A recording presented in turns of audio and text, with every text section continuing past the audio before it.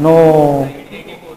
Yeah, absolutely. I guess all of you, the appointment letter is right here. Yeah. On Jailbreaks, of course, is one of the latest games that people download on the net. But yeah, 1984 was the last time somebody escaped out there. But this Sanjay Dutt was in the jail, and his wife Manyata, or his beloved Manyata, said, let him, he had his birthday also coming up. So she had a big strategy to ensure that Sanjay Dutt escapes from the jail. So what she did, she said, I'll bake you a birthday cake, Sanju Baba, and I will put a small hacksaw blade inside that cake. And I'll give you as a birthday cake, and then what you do, you eat the cake, take out the hacksaw blade, cut the bars of the jail and come out, and then we will get married and all that. That was the strategy. Finally, birthday happened, cake went through, and Sanju Baba was out there in the open. Okay? 73, 84, I don't know the year. Then Manyata said, Sanjay Baba, great, thank me so much. I hope you ate the cake, enjoyed the cake, took the hacksaw blade, cut your way out. I don't know what happened. Hacksaw blade I think they ate, but the cake was so hard that uske saath I sawed the bars of the jail and came out. So again, what is sustainable? Either the cake or the hacksaw blade. Ultimately what matters is the journey progresses well. So again, talking of that, our journey here, yeah. FDA. FDA is, no, FDA in a way, a good question, and like they say, we've got quality management systems, we've got environmental management systems, we've got occupational health and safety standard systems, we've got GMP, that is good manufacturing practices, we've got FDA. So does it help in sustainability? Ultimately, all the systems and standards, all adds and does help, okay? So in a way it does. Specifically if you ask me, an FDA audit is something that's certified by US for a drug to be exported to the US, a US FDA audit. In a way, it ensures that what you do, the good manufacturing practices, the quality standards, and all that integrates in that QSHG kind of focus. So it does, of course, help in ensuring that you're a sustainable organization, because quality cannot happen by chance; it has to be by design, and in a way, it does help. But the direct connection, I would not be able to pick up a thread and say that if you have an FDA, you would get into a sustainable journey. Again, sustainability is not so much about a standard, it's not about adherence. You cannot say about various companies that publish sustainability reports, and can you say that any of them is better than the others?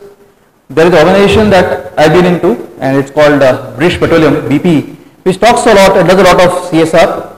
And for the last time I'd come to Pune was to set up a wind farm at Suzlon, and a lot of things that we do, if CSR is a tool for, and again going back to what is the difference here, if it helps in your purpose, if it is a way and vehicle to ensure that you meet and do what you do, it's good. But if it is something that you do as an eyewash to cover up for something else, that doesn't work. And again, that's the other answer here. The question again is, does FDA help in sustainability? Yes, it does help. Every little thing, every drop in the water helps. A quality management system, an ISO, and a lot of organizations are moving away from QMS because saying we've been there, done that. Does a quality management system, does a certification really help and add any value?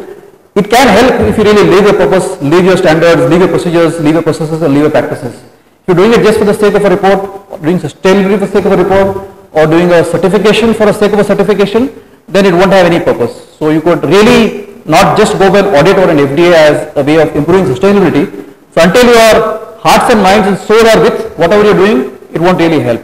So for any organization, and that's why I said the top management commitment is the most critical part. If that is there, that is sustaining.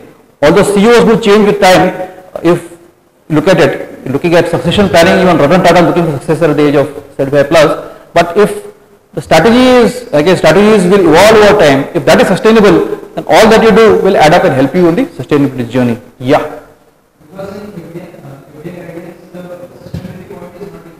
Yeah. It is not directly addressed. Yeah, I guess. Again, like they say, definitely this is what I said, it's not directly addressed. But again, what works well. It's not a people-centric approach. It is a system that works well. And the system is as good as its implementation. Okay. If you have a good procedure on the wall and that says do this, do that. If you got good traffic lights and good traffic signals and says do this, do that. If you're not adhering to this, it's a guideline that should be adhered to. And its implementation and practice, it's about internalization of the system. It's about integrating. Like I said, it goes back to internalizing, integrating all your values, purpose with what you're doing. So having said that, even if you don't have a certification to a standard or to approval to a regulatory authority, you could still be good, you could still be sustainable. Okay, it's not that it is mandatory you have that, but having that does help. So it's not a tick in the box, if I would say that. Yeah. Yeah. See, ultimately, as I say, and we're talking of something relating to what somebody was buying in the market about gobi, about patta gobi. You go to a retail shop, you go to a Spencer's market, you look at the price of a patta gobi. Anybody know the price? Professor Ramakrishnan said it's around 80 bucks, 40 bucks a kg. And the same kirana shop outside sells it at twice the price.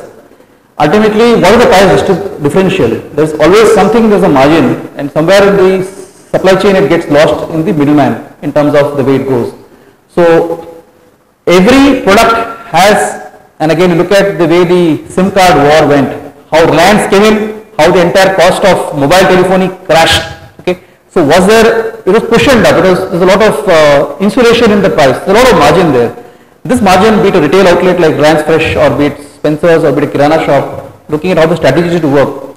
What we said at Dr. Reddy's was, there is a margin and a minuscule profit is just enough to sustain it because the economy of scale, and this is what helps in the retail outlet also, the kind of economy of scale, the kind of volume that they are able to deliver gets you the profit, and that's how the pricing strategy does work. So it's astute management, it's astute business, as also getting affordability right and getting your entire social, economic and overall ethos done. So that's how the pricing and the drop could happen. And what happened here was Cipla, that's the other product, Cipla's dropped its price to that level. That's how the pressure, like when Reliance came in, the price of call came down drastically. So you can make a STD call at a cost that's fairly local. That's the advantage that changes the way that happened. Does that address the question in terms of pricing, price drop? Yeah.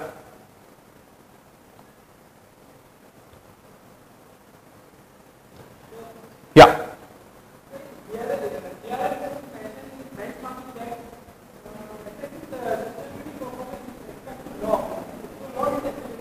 Law is again standards, law is legality. It could be, you don't, obviously nothing will come to that. You won't employ anybody who is underage.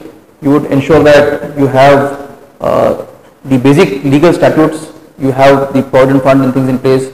You ensure that your effluent discharge meets the environmental standards, the air emissions, the stack emissions are within the laws. So to ensure that you do that well, like I said, we represented data between various units. I could still be looking at one unit that's good, but across the statutes, across the standards, and the pollution laws getting tougher and tougher over time, as it happened since, I think, as industries evolved. Like a Bhopal caused a lot of learnings and got safety into the top of the mind and ensured that process safety management became a way after the Bhopal disaster. 82-84 OSHAs was launched. Similarly, environmental disasters like what's happened here cause a lot of the focus to get in. Laws becoming stricter and stricter. A lot of the industries abroad have the base in India because the laws are not so stringent, are not so well enforced, and the industry is also not so compliant. So taking that aspect in terms of compliance is again something that is very, very critical. The journey in sustainability also very important because you're not looking at just compliance, you're looking at moral compliance. It's beyond legal compliance because legal compliance is a matter of checks and balances that happens well. But again, looking at legal part of it. So legal part of it, be it the labor laws related, be it environment related, be it societal related, be it a lot of legal laws. There are 46 laws that could, looking at the Factories Act and all that. So it's about looking at all those standards. And so you mentioned regarding comparing performance. So you compare performance. Yeah, you could do both. Like we had 14 units, so you could look at the performance between the units. The reason I showed you those charts and those graphs and also those online info sites was you're able to get a data between the various units. So you're able to internally benchmark between your own, it's the intranet obviously. Also, again you're able to compare between various competitors in the various segments related to you. Like in the API bulk bugs, you could look at similar industries. Across the globe also, the various, on all these parameters you could rate them. This is Johnson report that rates, like there's Novo Nordisk across in Sweden which you could benchmark in.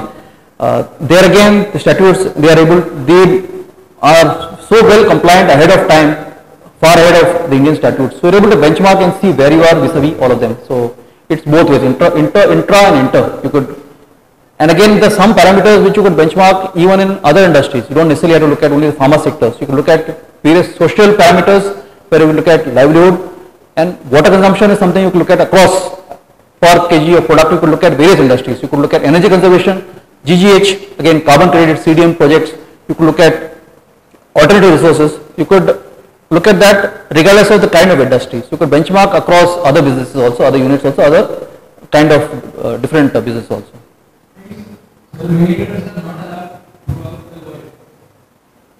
Yeah.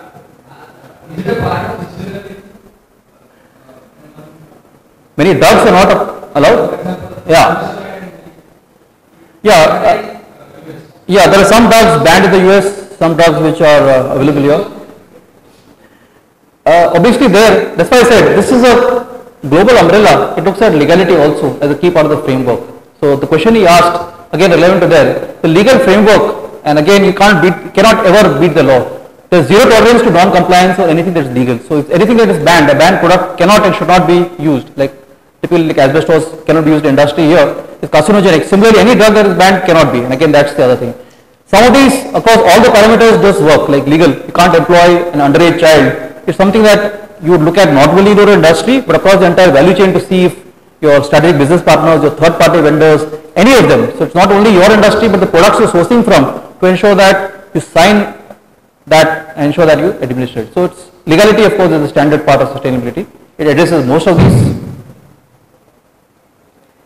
There are various aspects of legal compliance. Again, this is something that would meet, suppose, the definition of OSAS and EMS and ISO 9001, which is all the standards in a way do help to ensure overall the framework compliance is met. I guess I need around 200 people posted in Dr. Reddy's, so I need to work out that.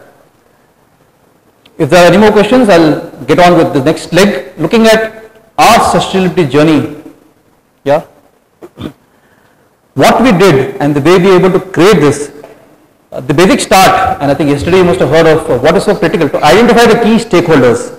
So the most successful campaigns are the ones that define and address the stakeholders, and who are the stakeholders is a big question, and we'll talk of a little bit of that. So understanding who are the stakeholders, who are your customers. We talk of customer satisfaction and customer delight without knowing who the customer is. Similarly here you should look at who is your internal stakeholder. So a specific product positioning is key to good marketing. Similarly, looking at a message that goes to the right target audience is also very, very business critical. Making it personal and practical to ensure that you use a storyteller approach to ensure that you talk through case studies. I don't think I've done enough of that, but some of the videos which I hope will play should tell you some of that. And the communication plan is developed in a way that is able to articulate it. We normally use, and we have a leadership academy, which is something similar to the kind of seating we have in. Each desk has a mic. Each desk has a mic, so each of you ask questions. We roll out our annual report. We roll out our communication meeting, a sustainability journey. We roll out our entire communication in a quarterly manner to all the employees across the organization. So we communicate internally, externally through all the kind of fora, all the kind of medium that we have. And of course, we present the performance parameters of improvement, the KPIs, parameters of our indicators through case studies.